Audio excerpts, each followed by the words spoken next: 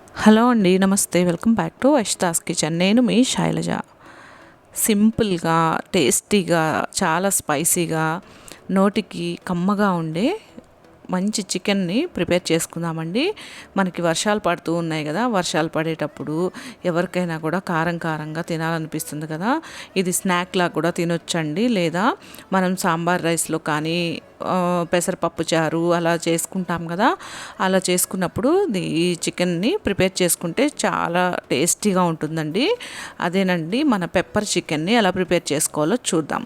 ఇందులో మనము కారం ఏమీ వాడమండి, పెప్పర్తోని చికెన్ ఫ్రై మొత్తం ప్రిపేర్ చేస్తాము. చాలా టేస్టీగా ఉంటుంది. దానికోసం నేను ఒక 1/4 కప్పు చికెన్ని తీసుకొని శుభ్రంగా కడిగి ఈ విధంగా చూసారు కదా 4 సార్లు కడిగేసి నీసు వాసన పోయేంత వరకు కడిగేసుకోవాలండి. ఉప్పు వేసి కడిగితే లాస్ట్లో మనం నీసు వాసన అనేది రాకుండా ఉంటుంది. ఇప్పుడు స్టవ్ మీద ప్యాన్ పెట్టుకొని ఒక 5 టేబుల్ స్పూన్ల వరకు ఆయిల్ వేసుకోవాలి. ఆయిల్ వేడెక్కిన తర్వాత మనం ఇందులో దాల్చిన చెక్క, ఒక చిన్న ముక్క దాల్చిన చెక్క, ఒక లవంగం, ఒక 5-6 మిరియాలు అదేవిధంగా మనకి వేసుకోవాలండి. ఆయిల్లో వేసేసుకొని ఇప్పుడు మనం 2 ఉల్లిపాయల్ని ఈ విధంగా చిన్న ముక్కలుగా కట్ చేసుకొని యాడ్ చేసుకోవాలి. తర్వాత ఒక 3 పచ్చిమిర్చిని కూడా ఈ విధంగా కట్ చేసుకొని యాడ్ చేసుకోవాలి. ఈ ఉల్లిపాయల్ని వేయించుకోవాలి. కొంచెం వేగిన తర్వాత ఇందులో మనం కరివేపాకును కూడా వేసుకోవాలి. ఈ పెప్పర్ చికెన్లో కరివేపాకు వేసుకుంటే చాలా టేస్టీగా మంచి ఫ్లేవర్ వస్తుందండి. 10 నిమిషాల పాటు దీన్ని వేయించుకోవాలి. ఈ లోపల మనం చూసారు కదా, ఈ దినుసులన్నిటినీ ఒకసారి ఒక 5 నిమిషాల పాటు వేయించుకోవాలి. ఒక 2 టేబుల్ స్పూన్ల ధనియాలు, ఒక 2 టీ స్పూన్ల మిరియాలు, జీలకర్ర 1 టీ స్పూన్, ఒక 2 అంగుళాల దాల్చిన చెక్క, ఒక 5-6 లవంగాలు, ఒక 4 యాలుక్కాయలను తీసుకొని ఈ విధంగా మనం వేయించుకోవాలి 5 నిమిషాల పాటు. తర్వాత గసగసాలను కూడా 1 టీ స్పూన్ వరకు వేసుకోవాలి. నేను 2 టీ స్పూన్లు మాత్రమే మిరియాలను తీసుకున్నానండి. ఎందుకంటే మనం ఇది అయిపోయిన తర్వాత లాస్ట్లో కూడా మిరియాల పొడి వేసుకుంటాము. అందుకని 2 టీ స్పూన్లు మాత్రమే తీసుకున్నాము. ఇప్పుడు చూసారు కదా, ఇప్పుడు స్టవ్ ఆఫ్ చేసేసి ఆ మిరియాలని పక్కన పెట్టేసానండి. ధనియాలు మిరియాలు అన్నీ చల్లారిపోయిన తర్వాత మనం మిక్సీ పట్టుకోవాలి. ఈ లోపల మన ఉల్లిపాయలు కూడా వేగిపోయినాయండి. మరీ బ్రౌన్గా వేగాల్సిన అవసరం ఏమి లేదు. ఈ విధంగా వేగిన తర్వాత ఒక టేబుల్ స్పూన్ వరకు అల్లం వెల్లుల్లి పేస్ట్ను కూడా వేసేసుకొని ఈ అల్లం వెల్లుల్లి పేస్ట్ అనేది పచ్చివాసన పోయేంత వరకు బాగా వేయించుకోవాలి.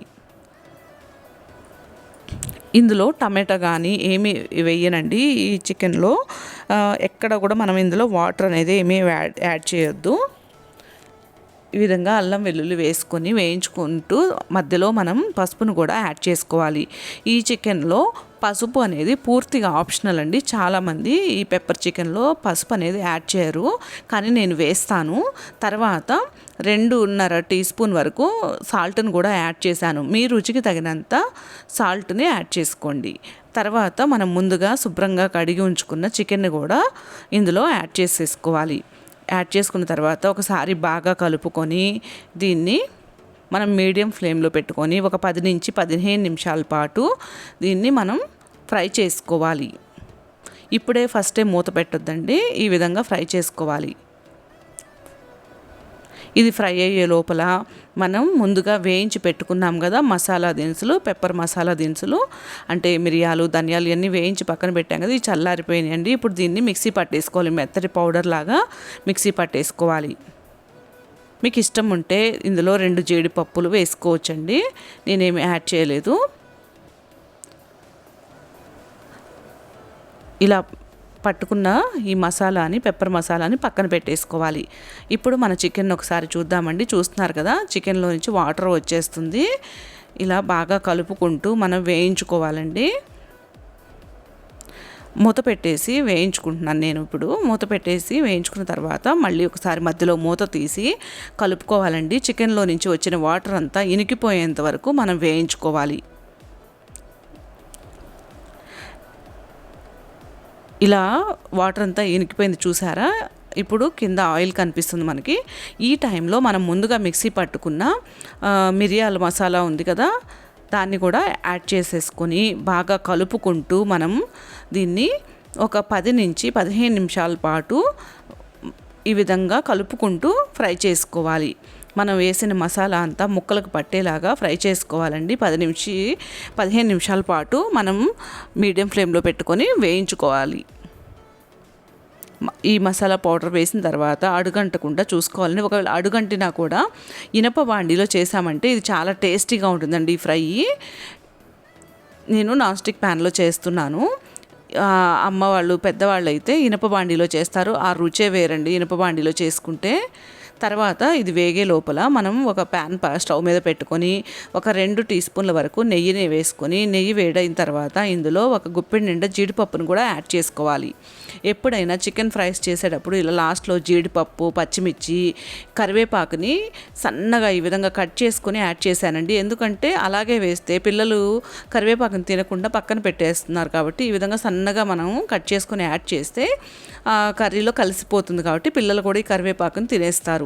వీటిని వేయించుకొని నేను స్టవ్ ఆఫ్ చేశానండి. తర్వాత ఈ చికెన్లో ఒక గుప్పెడు నిండా కొత్తిమీరను కూడా చిన్న ముక్కలుగా కట్ చేసుకొని యాడ్ చేసుకోవాలి. యాడ్ చేసుకున్న తర్వాత మనం వేయించుకున్న జీడిపప్పు, కరివేపాకుని కూడా ఇందులో యాడ్ చేసుకోవాలండి. ఒకసారి బాగా కలిసేలాగా కలుపుకోవాలి. చాలా ఫాస్ట్గా ప్రిపేర్ చేసుకోవచ్చండి. పిల్లలు ఈవినింగ్ టైంలో ఇది స్నాక్ లాగా ఇచ్చినా కూడా చాలా ఇష్టంగా తింటారు. చాలా బాగుంటుంది.